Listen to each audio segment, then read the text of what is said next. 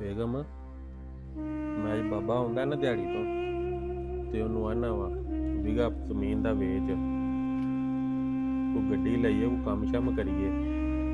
ਮੇਰੇ ਕੋਲ ਨਹੀਂ ਦਿਹਾੜੀਆਂ ਹੁੰਦੀਆਂ ਮਿਸਤਰੀਆਂ ਨਾਲ। ਸਹੀ ਹੈ, ਨਾਲੇ ਸਹੁਰੇ ਜਾਵਾਂ ਕਰਾਂ ਦੇ ਗੱਡੀ ਤੇ ਬਹਿ ਕੇ ਉੱਥੇ ਮੱਲਿਆਂ ਲੈ ਕਹਿੰਦੇ ਨਾ ਗੱਡੀ ਲਈਏ ਇਹਨਾਂ ਦੀ ਜਵਾਈ ਨੇ ਆ ਲੈਣ ਤੇ ਬਾਬੂ। ਤੂੰ ਬੜੇ ਇਹਨੂੰ ਗਜੇ ਗੁਜਰੇ ਪਵਾ ਕੇ ਇੱਥੇ ਬਿਠਾਇਆ ਹੀ ਕੋਲ, ਤੂੰ ਵੀ ਅੰਦਰ ਵੜ ਕੇ ਬਹਿ ਰਹਿਣਾ ਇਹਦੇ ਕੋਲ। ਕੋਈ ਕੰਮ ਸ਼ਾਮ ਕਰਿਆ ਕਰ। ਬਾਬਾ ਦੀ ਤਬੀਅਤ ਨਹੀਂ ਸਹੀ ਆ, ਉਹਨੂੰ ਦੁਕਾਨ ਦੇ ਆਵਾਂ। ਤੂੰ ਐਸਾ ਕਰ, ਉਹ ਮੇਰੇ ਕੋਲ ਕੰਮ ਨਹੀਂ ਇੰਨਾ ਹੁੰਦਾ ਤੇ ਤੂੰ ਮੇਰੇ ਨਾਲ ਦਿਹਾੜੀ ਜਾਇਆ ਕਰ।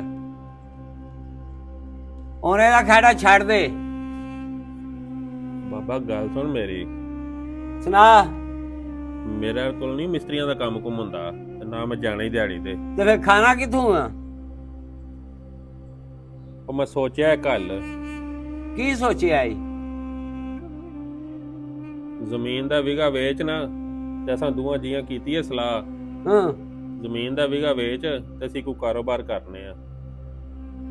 ਇਹ ਜਿਹੜੀ ਤੂੰ ਸੋਚਣਾ ਨਾ ਪਿਆ ਜ਼ਮੀਨ ਦਾ ਵਿਗਾ ਵੇਚ, ਇਹ ਮੈਂ ਨਹੀਂ ਵੇਚਣਾ ਤੇ ਨਾ ਇਹ ਸੋਚੀ ਵੀ। ਤੇ ਬਾਬਾ ਤੂੰ ਦੇਣੀ ਕਿਹਨੂੰ ਏ? ਪਈ ਰਵੇ। ਹਾਂ, ਮੈਂ ਵੇਚਣੀ ਨਹੀਂ ਹੂੰ। ਮੇਰੇ ਨਾਲ ਸਵੇਰੇ ਕੰਮ ਤੇ ਜਾਣਾ ਹੀ। ਬਾਬਾ ਮੇਰੇ ਕੋਲ ਨਹੀਂ ਕੰਮ ਹੁੰਦਾ, ਨਾਲੇ ਮੇਰਾ ਰੰਗ ਕਾਲਾ ਹੁੰਦਾ, ਮੈਂ ਨਹੀਂ ਜਾਣਾ ਕੰਮ ਤੇ। ਉਹ ਮਿਸਤਰੀਆਂ ਦਾ ਕੰਮ ਬੜਾ ਔਖਾ ਹੈ। ਮਿਸਤਰੀਆਂ ਦਾ ਕੋਈ ਨਹੀਂ ਔਖਾ, ਤੂੰ ਇੱਕ ਦੋ ਦਿਨ ਜਾਏ ਨਾ ਮੇਰੇ ਨਾਲ ਤੇ ਸਹੀ ਹੋ ਜਾਏਗਾ, ਨਾਲੇ ਪੈਸੇ ਆਉਂਦੇ। ਤੂੰ ਜ਼ਮੀਨ ਦਾ ਵਿਗਾ ਵੇਚੇ ਨਾ। ਮੈਂ ਤੈਨੂੰ ਦੱਸਿਆ ਨਾ ਵਿਗਾ ਹੀ ਮੈਂ ਨਹੀਂ ਵੇਚਣਾ। ਯਾਰ ਮੈਂ ਕੋਈ ਕਾਰੋਬਾਰ ਕਰਨਾ, ਕੋਈ ਗੱਡੀ ਛੱਡੀ ਲੈ ਕੇ ਕਿਰਾਏ ਤੇ ਵਾਹਵਾ ਕਰਾਂ ਦਾ। ਸਾਨੂੰ ਗੱਡੀਆਂ ਦੀ ਕੋਈ ਨਹੀਂ ਲੋੜ, ਅਸੀਂ ਮਜ਼ਦੂਰੀ ਕਰਕੇ ਗੱਡੀ ਲੈ ਲਈ। ਵਿਗਾ ਰਹਿਣ ਦੇ, ਤੂੰ ਆਪਣੀ ਅੜੀ ਤੇ ਹੀ ਰਵੀਂ। ਮੈਂ ਆਪਣੀ ਅੜੀ ਤੇ ਹੀ ਹਾਂ।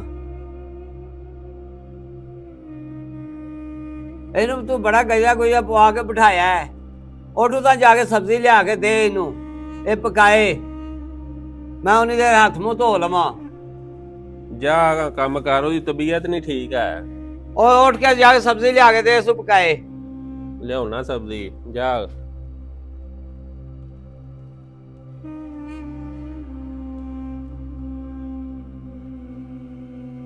अस्सलाम वालेकुम हाजी साहब। वालेकुम सलाम जी, सुनाओ। बड़े परेशान बैठे हो, खैर है? बस यार तेनू मैं की दसा। खैर होए की होया? यार मुंडा ही ओदा ब्याह कीता है। अच्छा। ਉਹ ਬੇਗਮ ਦੀ ਜਾਨ ਹੀ ਨਹੀਂ ਛੱਡਦਾ। ਕਦੀ ਉਹਦੀਆਂ ਲੱਤਾਂ ਘੋਟਦਾ ਹੀ, ਕਦੀ ਉਹਦੇ ਕੋਈ ਕਰਦਾ ਹੀ, ਕੰਮ ਤੇ ਜਾਂਦਾ ਹੀ ਨਹੀਂ। ਨਵੀਂ ਗੱਲ ਕੀਤੀ ਸੂ ਹੁਣ?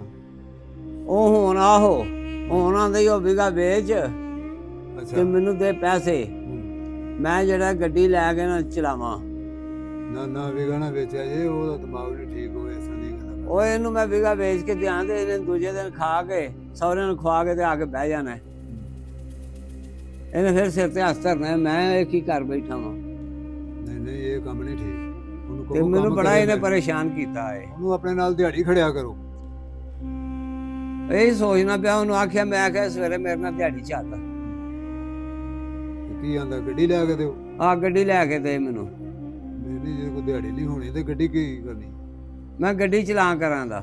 ਤੇ ਉਹ ਐਵੇਂ ਸੌਖੀ ਚੱਲ ਜਾਣੀ ਗੱਡੀ? ਗੱਡੀ ਦੇ ਬੜੇ ਖਰਚੇ ਨੇ, ਹਾਂ।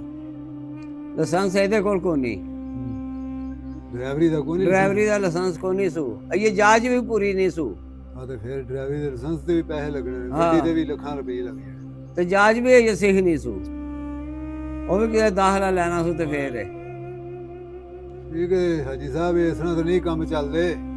ਉਹੀ ਤੇ ਤੁਹਾਡੇ ਲੰਮੇ ਹੀ ਝਗੜੇ ਨੇ ਤੇ ਮੈਂ ਤੇ ਆਇਆ ਹਾਂ, ਮੈਂ ਚਲੋ ਬਹਿਨੇ ਹਾਜੀ ਸਾਹਿਬ ਕੋਲ ਕੋਈ ਕੱਪ ਛੱਪ ਲਾਣੇ ਆ ਤੇ ਠੀਕ ਹੈ ਫਿਰ। ਚਲੋ ਠੀਕ ਹੈ। ਰੱਬ ਰੱਖਾ।